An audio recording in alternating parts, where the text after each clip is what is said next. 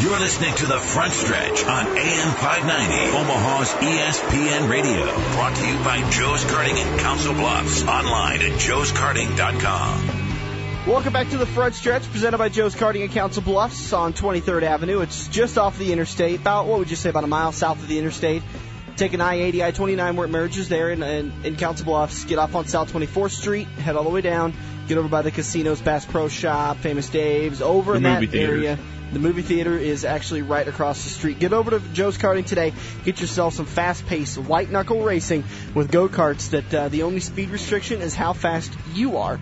And we've established that I'm talking about you, buddy, not me. That's right. I'm not the sharpest knife in the drawer, and I'm not the fastest kid on the track. I bring sexy back to speed. Well, we'll see about that. This morning we're joined in studio with promoter for Eagle Raceway, Roger Hayden. Thanks for having me here, guys. Did I get that title right, promoter? I guess that's what you can call it. We're kind of flying by the seat of our pants this morning. For some reason, I've lost all my notes, even though I've got a big page. I got a big book from somewhere in the studio, but I can't seem to find them. So I'm glad I actually got that right. Race promoter for Eagle Raceway. You guys are out there in Eagle, Nebraska. A beautiful facility, beautiful track. Talk to us a little bit about some of the changes that have happened in the off season. Throughout the off season, there's always something going on at a racetrack that you're trying to improve on. So this year it was more formality type stuff, format of racing where instead of running B features, double B features and things like that this year, we're going into a process where we're going to run a C or maybe even a D to a C to a B. As people move up throughout the night, they can continue to, improve themselves. And I think that way we've tried that, and it looks like it's showing out to be a good thing. And what was the decision to go to a C instead of just sticking with the typical A and B? I think it gives a guy that, I don't want to sound rude, I guess, but a C feature type of a driver an opportunity to win a race, be able to go home and tell his friends, hey, I won a feature. Kind of like I'll win 3 or 4 of them this year. I got a shot now. Kind of like Bud was so excited to do it. Yeah, I'm smiling ear to ear over here. C feature champion, Buddy Ray Jones. I'm telling you. Yeah. He was the guy that asked about the trophy, wasn't he? Yeah, he was. We were talking before we went back on the air that somebody asked if he got a C feature winning trophy, and that must have been Bud. I think it also gives a track a chance to have get the fans more interested. I mean, if somebody ever came out of a D to a C and kept moving up through the progression of features, it's pretty exciting for the fans and gives us an opportunity to create a bonus for somebody that could do that. And it's kind of like a Cinderella story type of a thing. Yep, for sure. And the payout, you've been talking about it too. The payout for a guy who comes out of the C or D is pretty darn good. Yeah, if they at least if we have a C feature at least, and somebody comes through the C, we're going to probably move the top 2 up to a B, and then whatever it takes to fill the A feature field. If somebody makes it through that progression and wins the A feature from a minimum of a C starting position, they'll win a $1,000 bonus. Do you feel that this is going to speed up the process of the races, first off? And second off, do you think that it might tear the track up more or wear it out a little more by this? Or what do you think the positive and negative might be out of this? Well, I think it'll definitely speed it up. What'll happen is I believe the A feature show will become better because you'll have better drivers progressing throughout the night to get into the A feature. And the C features might be a little tough to start with early in the season as people got new cars to get used to and get more into the groove of driving again. So the lower features might be a little tougher to get through the night with. Now, Andrew, in your experience and in my experience, have you ever been in that A feature where you trust all the guys in your feature, though? I mean, there's 24 of you out there, and you're like, man, this feature was really, really good. But then there's been nights where there was no B, and everybody just kind of went out there, and you've got some, and I'm not saying bad drivers, but you got guys that don't have the best cars, or like Roger said, they're trying to get used to their cars. The next thing you know, it's taking out a couple good two or three cars in the feature. I feel that's exactly what they're trying to do right there. Instead of having 20 cars in one B, where they're going to have 5 of those guys going, oh my gosh, I've never raced with this many cars, and they're tearing each other up. Now they can kind of split it up to go 10 and 10, and now you got to be good enough to be in the B feature, and eventually you'll be good enough to be in the A, and then you're really going to feel proud about yourself. I think that's what they're going with, and I think it's a really good idea. Some guys might say that, by going from a C to a B to an A, it might actually slow the show down, and ironically, it could actually speed the show up because that C feature might take a little bit longer, but we're only talking, Roger, 6 to 8 laps maybe maybe. We'll definitely run the D or C feature less laps than what we run the other ones. And then in the B feature, I believe there are 12 laps. Yep. I think. And then your features are normally 15, 20, depending on class. Correct. But when you run those 3 features like that, by the time you get to your B, it's a lot quicker. Even though it's more laps, it's a lot quicker. And then once you get to the A, then it just flies right by, and the guys really, really appreciate that. It's some great racing out there, and I was out there a couple of weeks ago, the same week that Tony Stewart was there, and had a great turnout for the crowd. Your guys' announcers did a great job keeping everybody entertained. Talk about all the other features, because I know there was a ton of different racing going on, not just Sprint Cup. There was different mods. Sprint Cup, Sprint cars, but there was different mods. There was your hobby stocks. What all the different kind of cars you run out there? Well, we basically split all the classes up between the 2 days that we raced, and we have sport compacts, hobby stocks, sport mods, A mods, and then the 360 sprints that we run every week. Now, can you, for a lot of the drivers out there that are always asking about Eagle Raceway, what are some of the things that you do for the drivers that really enables you to bring this, and I say this in the nicest way, this ridiculous car count. I mean, last year I think we averaged 163 point something cars a night. This year the car count seemed to be up in all the classes. What have you done for the drivers out there that really creates this, welcome atmosphere for the racers? I think we try to bond with the drivers as far as make the drivers proud that they're racing at the track, for one. We try to give them a nice facility to race at and a decent track surface, and we try really hard at making sure that they've got a good facility to be at. I think in turn that creates them wanting to work harder for us and try to get more fans in the stands and stuff like that. We do a lot of different promotions actually for the drivers. In particular, we do a driver appreciation couple days a year where we give the drivers tickets to give out to their sponsors, friends, family, stuff like that. And then we every night, if the A feature runs straight through in a particular class, those drivers get in free the following week. Just a lot of different things that we do. That ain't bad at all. What kind of special events? I know last week you had Tony Stewart come out there. What other ones can we look forward to during the rest of the season?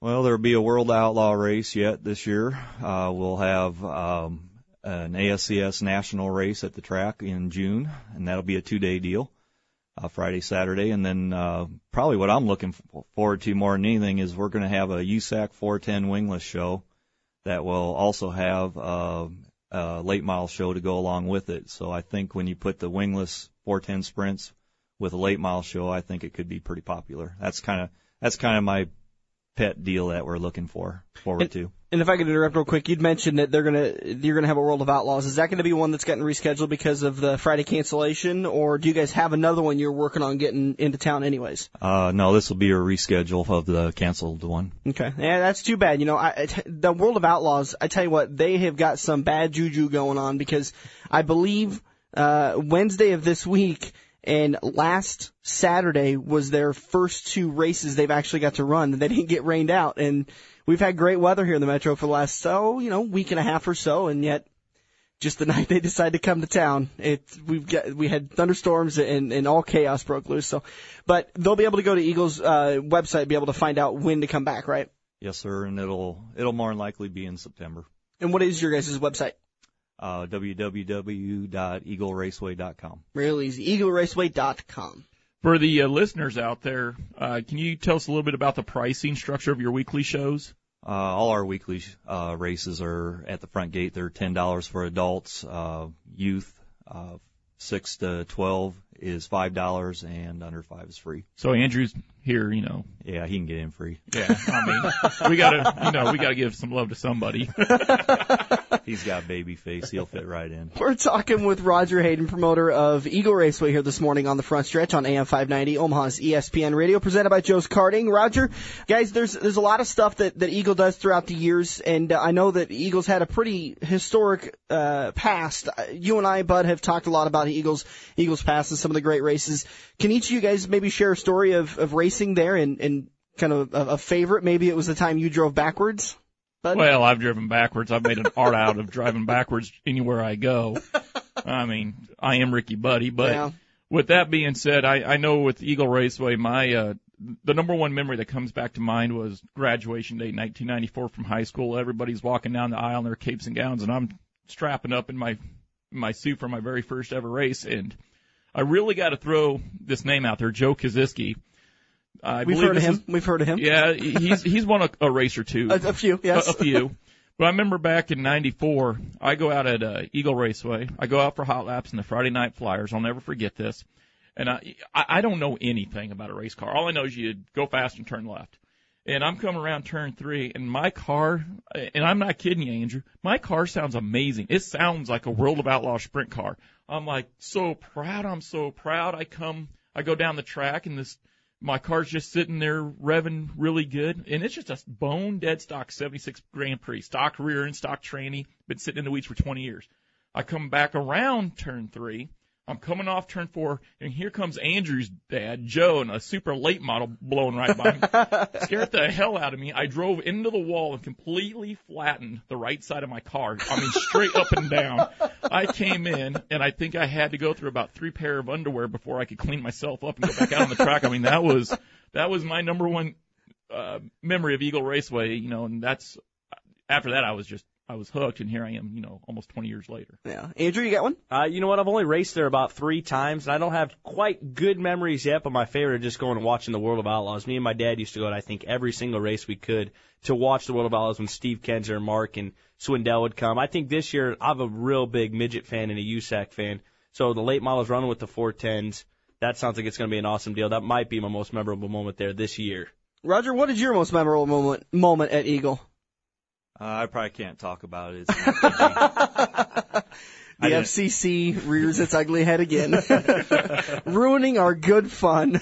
Yeah. I'm thinking the boxing ring match you had out on the front straightaway here a couple 2-3 years ago had to be pretty memorable for most of the fans. We won't go into names, but there's a couple of drivers with issues, and Roger made them duke it out at intermission in a boxing ring, and I believe it was giant sumo suits, wasn't it? No, they actually just had big old stupid gloves on.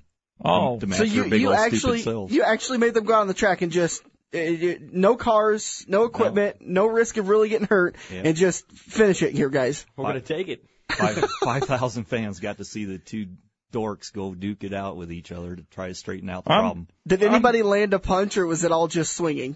Oh, it was pretty terrible. They were upside down on top of each other. I wasn't sure what was going on. We had to throw a blanket over them, cover them up. That almost sounds like a bad 70s porno movie or something. Here we go again, getting into the FCC section, so let's just tame this down. Is there any kind of charities you guys work with? Numerous ones, actually. We do a 50-50 raffle every week that goes to a charity, and then throughout the season there's also tons of other charities. There's not one in particular. We do a lot with Make-A-Wish, though. I know a lot of tracks around here love to just try to give into the community, and that seems to be kind of a NASCAR racing kind of a community. Is just they love to give back any opportunity they can. I know, Bud, you've created the Holiday Horsepower with helping children at the hospitals and great stuff. So anytime you guys go out to Eagle Raceway, get yourself some races, some cheap racing, by the way, $10 to get in. Talk a little bit about phone number, ticket prices, where they can go to get their tickets in advance, day of, that kind of stuff. We don't do a lot of pre-sale on tickets. Most of the stuff's at the gate. And basically you just show up at Eagle Raceway and come on in, get your tickets. Our phone number is 402-238-2595. You can call anytime and somebody will answer and take care of your needs. Just around the corner, we're going to talk with Andrew. He's got some final stories on the repave of Kansas that started just about an hour after they threw the checkered flag. So cars got off the track and they started tearing that baby up. They wasted no time. Roger, big thank you for joining us this morning on the front stretch. Really appreciate it. You had a late night last night, but you got up early this morning and joined us.